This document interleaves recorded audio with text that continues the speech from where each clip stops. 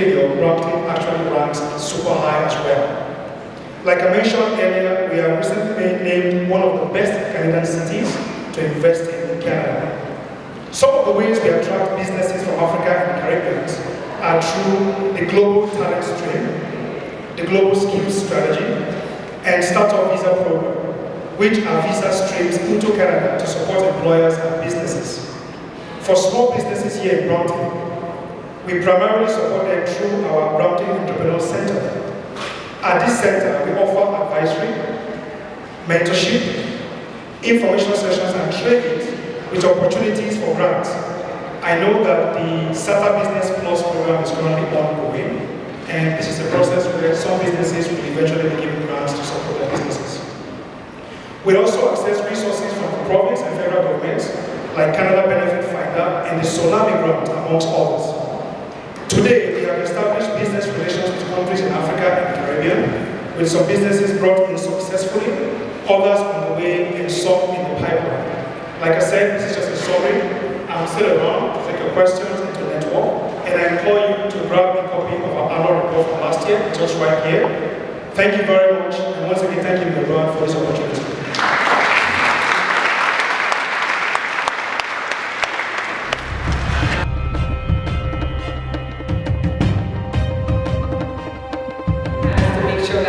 Everyone is included, that everyone has a chance to fulfill their God-given purpose, and that everyone has the ability to look after their family, their children, build the community, build Canada, and just, I just have so much respect for him. And again, it's very few leaders that we know in Canada who are very bold and would stand up and speak up for our community. And all you have to do is look back at the many years of the opportunities when we're looking for leaders to step up and speak up and talk about things that are uncomfortable and be bold, be courageous. So I'm very, very proud to be working alongside, I call him my brother from another mother, Mayor Patrick Brown. Please give him a round of applause.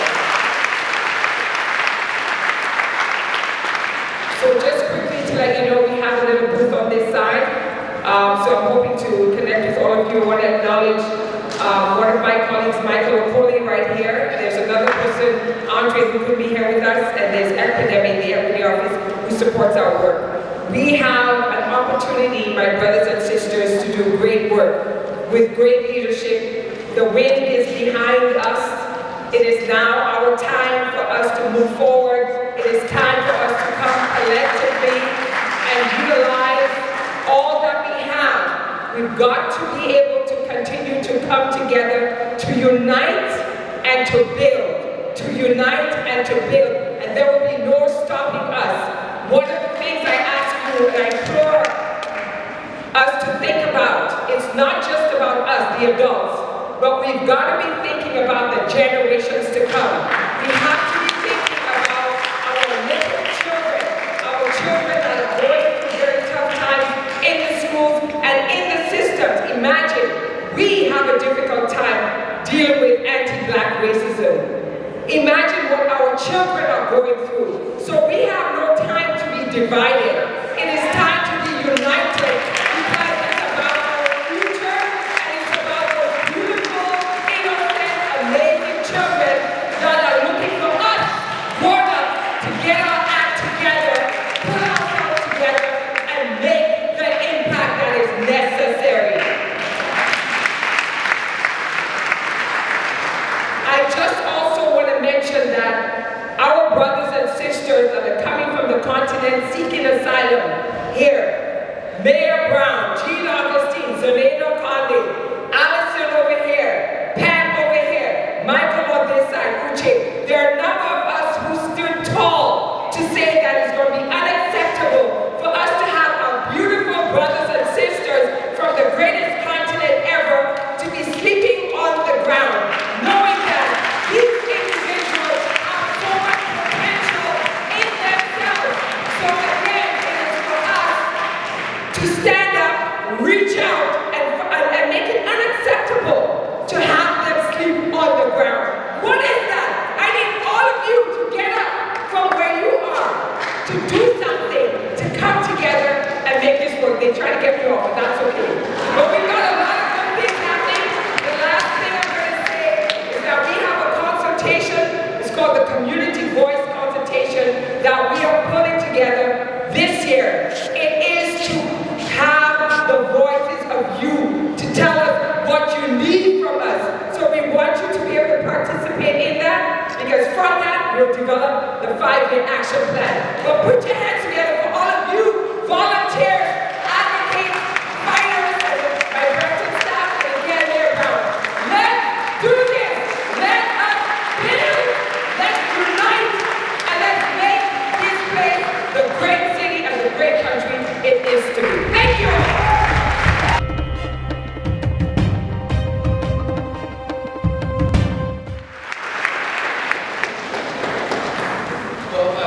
Thank you, Erica, and welcome to Brampton City Hall. Thank you for coming this evening, and to Gwen. We love Gwen's passion.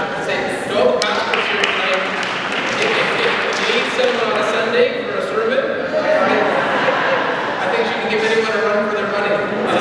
But it comes from a place of wanting to help others. You know, we have a dream team at Brampton City Hall in terms of some of the staff that we have. And part of this advisory council was to make sure we give everyone an opportunity to share their ideas. You know, the late Bill Davis said there's no monopoly on a good idea. And the best ideas come from the more people you can involve in the process, the better. And we've had the Mayor's Black Advisory Council for 6 years now. And it started out having some meetings up on the 6th floor boardroom on different topics. This is probably the largest one we've had yet. I mean, we're very issue specific before, but this is one that we wanted to gather everyone, share the wisdom of our staff, have a bit of a broader conversation. We're going to continue with the council and the traditional format of today is sort of bring everyone together for this one occasion. I want to thank the youth who volunteered to help out tonight. We have 30 youth. Thank you. How this council started is in 2018, when I was presenting myself to run for mayor of Brampton. Garnet, Candace, and others, and Francis at the time, we had a campaign office on Kennedy Road. And it was the basement of a plaza there. And we said, why don't we gather the community to talk about what we need to work on in Brampton? And I remember the turnout was packed. And what I really heard from the community was, we don't see ourselves at City Hall. And there was complaints and everything that ranged from HR to celebrating the community to being part of the decision-making process. And we made a list, and we developed an action plan that we work on. But key to that action plan, and Eric already said it, nothing for us without us, was the promise to have an advisory council where we go over the work that we're doing. And so tonight, we've probably had a longer amount of speeches than we planned, because at these gatherings we like to reserve as much time for you to ask questions and to share ideas. But there was a few things I wanted to mention. And one is, essential to this, is that the success we've had in the last 6 years and what we've worked on is not where we rest. It's about what we can do going forward. There's no point in looking backwards. It's about what can we continue to do to put the city in a better place. What can we continue to do to be a good example in the city of Brampton. And I remember all those conversations in 2018. I remember the suggestions that we have to build an emancipation park. And guess what? We have an emancipation park. I remember being told that we need an affordable housing strategy targeting the community that has faced systemic barriers.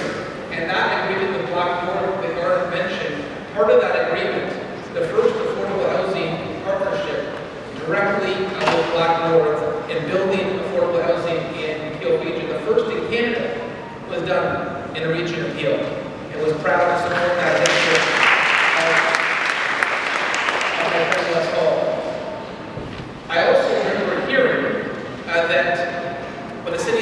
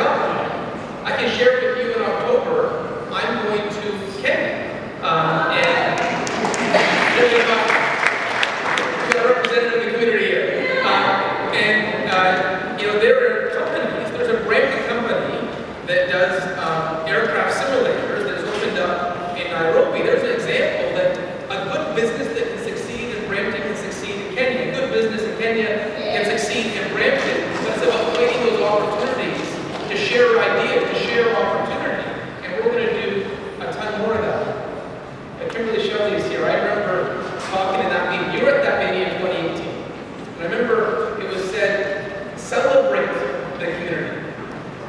Celebrate the community. And I said, what do you mean by celebrate the community? And it said, there are so many incredible success stories in the city, in the community. There is talent that radiates the community. Celebrate the good. Don't just focus on what we need to work on. Celebrate the trailblazers. And the commitment we made in 2018 is that we start to look at parks and street names, so that our city infrastructure would reflect greatness in the community. And I look in past years, Alderman Shadow, where there's a street named after her. Cheryl Lynn Pace, who did so much in the downtown with the arts community. Tammy Mullins, Kirk Diamond Park, Kimberly, you know that one. But those are just some examples of celebrating excellence. The Tiva Hutchinson soccer facility we have now, the captain of the Canadian team, who's now running programs in Brampton to help youth. You look at Deputy Chief Mark Andrews, who I had the honor to award the key to the city because he's been such an exemplary leader of our community. These are examples of celebrating the community. And Garland's whispering in my ear names I've forgotten, but we intentionally look for opportunities to celebrate the talent and the excellence that radiates the community. But like I said, it's not about looking back at what we've done. Right now, this meeting is about what can we do next together on the basis that there's so much more we can do in Brampton. And that is our hope from you. I remember there was an elder in the community who once told me, God gave you 2 ears and 1 mouth. If you want to be a good public servant, listen more than you talk. And that's been the basis of these conversations. But I guess what I wanted to close with, and where this comes from with me, is as mayor of the city, it gives me a platform to speak. And I want to make sure when I'm fighting for the city, that there's something that I can fight for you, that I don't waste that opportunity. And that, Gwen paid reference to the press conference we held outside of the shelter, in the Dundas shelter, Mississauga, where there was an asylum claimant from Nigeria who passed away in the cold. And I held that press conference. I knew if I called the press conference, the press would come and they'd hear our message. And I was called 5 minutes before the press conference, saying, don't have the press conference, help's on its way. And I said, no, we're going to have the press conference. And when you fix it, we'll have another press conference, and thank you. The squeaky wheel gets attention, and that's the opportunity that having a public position gives you, the opportunity to speak out. And there's issues that we need to speak out about. No matter how comfortable they are, you and I commit that we will. And it's never lost on me that in life you have ups and downs. Everyone's there. Everyone has ups and downs. And I remember in 2018, I had a challenging meeting. I faced false allegations, and I didn't get my apology for 4 long years afterwards. But in 2018, when things looked difficult, I presented myself for mayor. The Afro-Caribbean community really lifted me up. It was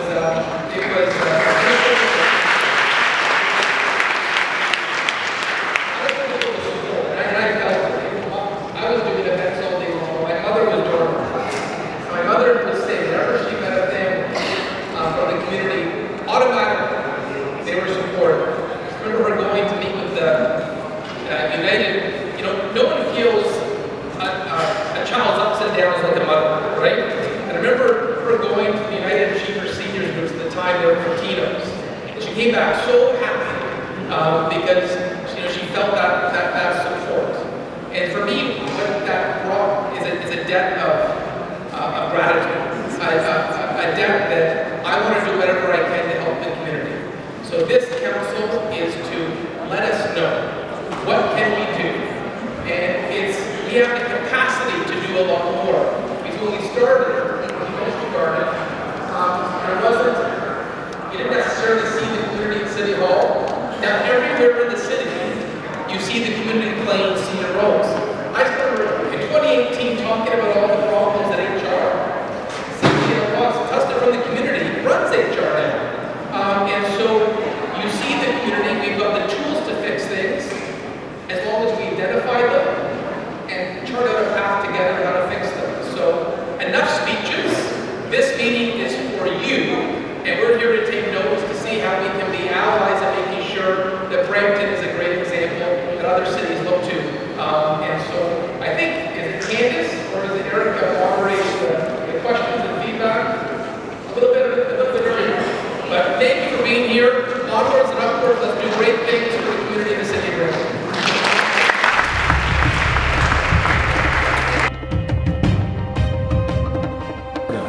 How you doing? I'm doing great. Strong man, man. How is it? Doing great. And your family, man? Yeah. You're looking good. Thank you. As So are usual. you, man. So are you. Many thanks, many thanks. Okay. So tell me about the event today. What's happening? So over here is, Mayor Patrick Brown. One thing what he does is he connects with the black community. That's something that I've grown to know. So I definitely back him in what he does, and I know in him having a platform, it's lovely that I get to meet people like yourself. Blessings, and like all the people from the community that want to make a change in the community. So it's a great platform, a great place for us to be together and come together, and for the mayor to listen to the questions. What is the black community? What are the concerns of the black community? So I'm here to service all people, but of course, the black community is very important because that we grew up in it, we understand it, and we want to continue to make that better. And so that's why I'm here, man. Awesome. Okay, I have just one question for you today. Now, what do you believe are the biggest challenges currently facing the black community in Brampton? What opportunities do you see for overcoming these obstacles? Yeah, so I'm part of a company called Flight Unit. Christoph's over there. You should interview him as well. Okay. Right, and we do leadership development. Right, so it's leadership. Leadership's the number one thing that's needed because they're going to find someone to follow. Everyone's looking for someone to follow. Even yourself and myself, sure we have mentors that we follow and this too. So everyone's looking for leadership, right? And so we want to make sure that we are approaching our black community with leadership so that they have the skills and they hold themselves responsible. They take full responsibility of their outcome and those around them, the outcome of those around them, right? So I think that's number one for sure. I love that view, and I think it's great. And I believe for such an advisory section with the mayor and with such, I think the black community is going somewhere. Most definitely. Yeah, man. So yeah, for sure. Like, introduce yourself to my viewers. Of course. So Richard Adokesi, Brampton's realtor. Right, so I'm here. I service residential, commercial real estate, right, and I'm also Flight Unit, part of the Flight Unit leadership development, for youth. We have change promotions. This is marketing and print design, and the map book. So the map book is the book of accountability. Anybody that's looking to really pursue their goals and they need assistance in furthering themselves, that's what we have. We have a network to hold you accountable to make sure that you do. That's the map book. So yeah, man. That's what it is, man. I appreciate that. It's nice having you on set. Thank you too.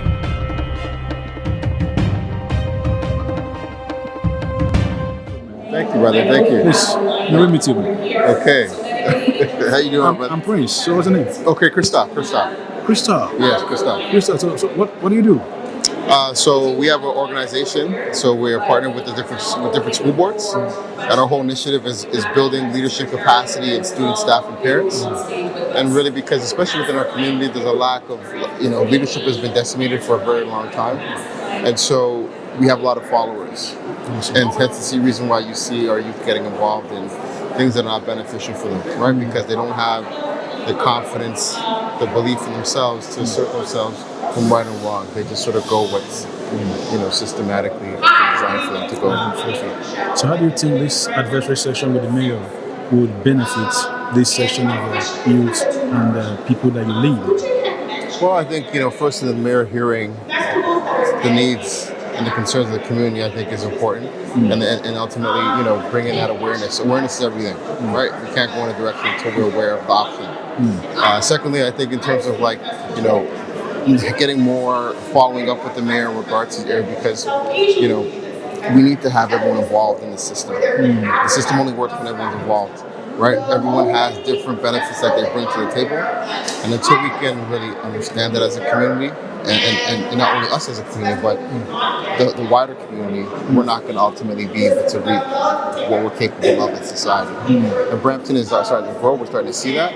But the more we start to bring more people, more voices in, we're going to start to see opportunities, ideas that haven't been explored yet that ultimately will take us to the next level. That's a great one. Thank you so much. Okay, thanks. It's nice having you on. Yeah, definitely appreciate you, brother. All right, cheers, man. Cheers, man.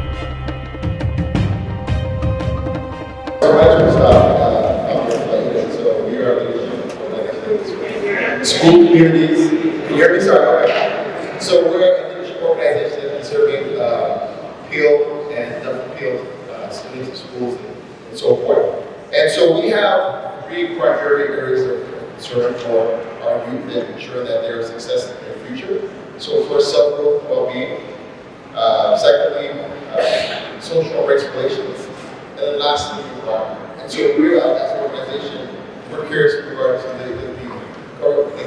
city of Brampton have any plans, strategic plans in the areas, resources, because ultimately we want to align to make sure that we're able to funnel and support our youth, our young leaders to be successful in these areas.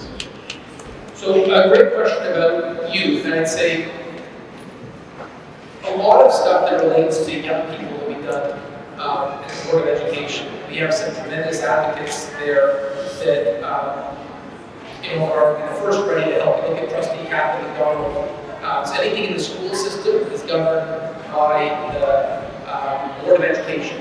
We have trustees on that board, and we're happy to work with them. I know there's been issues of advocacy. I joined Kathy and others to speak up. They need to change the superintendent.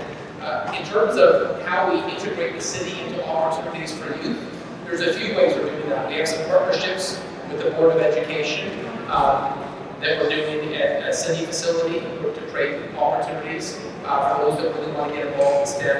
We also have our Beehive, which is our tech incubator, soft landing spot for young people that may be starting a tech company, wanting to come to Canada through that expedited visa process. We also have our summer internship program to give opportunities to get experience, and we run that internship from spring to summer, and we've really expanded, probably double the size of when it started.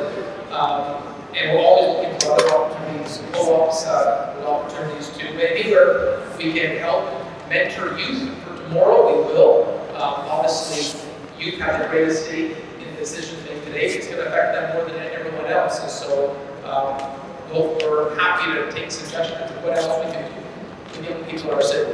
Yeah, we definitely would like to have more platforms in regards to getting voices heard in these specific areas, because obviously these challenges, we only get to see a ripple effect of them, but they ultimately are going to impact. And so we ultimately want to make sure that we have platform environment resources that ultimately allow for success, and ultimately let them see that there's success happening in these areas. So definitely we'd love to be able to get the resources so that way we can continue the conversation and ultimately let the voices be heard and the issues, specific issues that you mentioned, get addressed. So I guess the last thing I just add on youth is that in organizations that are not directly here at City Hall, but the city funds, we're creating youth internships as well. So for example, Peel Police, we fund that. I sit on the police board. One program we really massively expanded is the YIPPY program, the Youth in Policing. And so that is probably quadruple the size that it was before, to give that experience, that internship that might lead to a career in policing. We have the firefighter for the day program, and so there are in every aspect of the city hall, we want to make sure there are opportunities for young people to learn that specific area.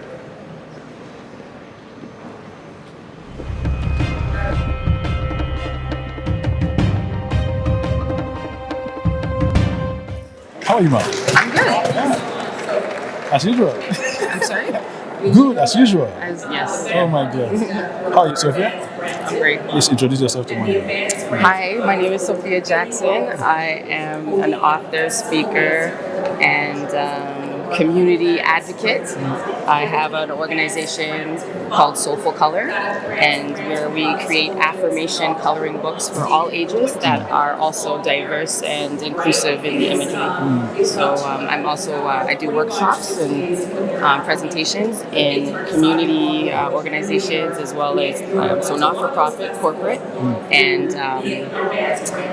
not-for-profit, corporate, and schools. How can I forget schools? So many things. So many things. Oh, a single songwriter. Well, we won't go there. Yes, we'll work on that. Songwriting.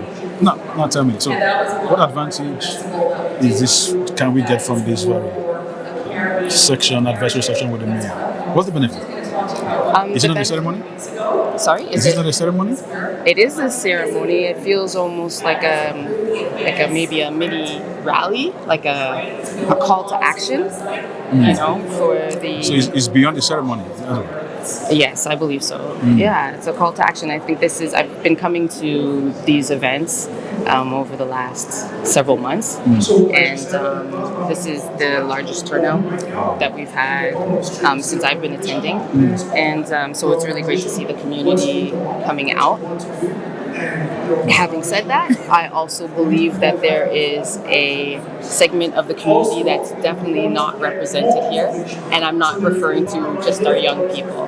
I'm not referring to our young people. I'm referring to aged. Yeah, well, because it was shared here today that there is a segment of the community, like the average age is 40, 41, and I don't think that that's really reflected here this evening. And then also community organizations and community businesses that are not really in the know with the development that's happening in Brampton, with the LRT coming in, with all of the organizations, the private sector that are having head offices coming here. Like the majority, like you go to a barbershop or you go to a place where our community shows up.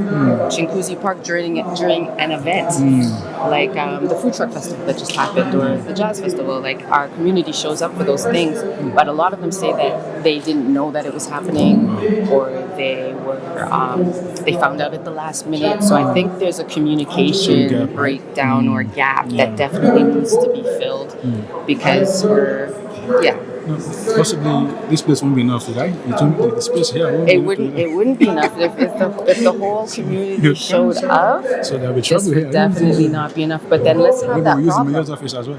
Well, let's have that problem because before I let you go, right, there's this special question in my heart, and I want to bring that to you. So, in your experience, how can different sectors, the business, the government, and community organizations better collaborate to drive positive change for the Black community in Brampton?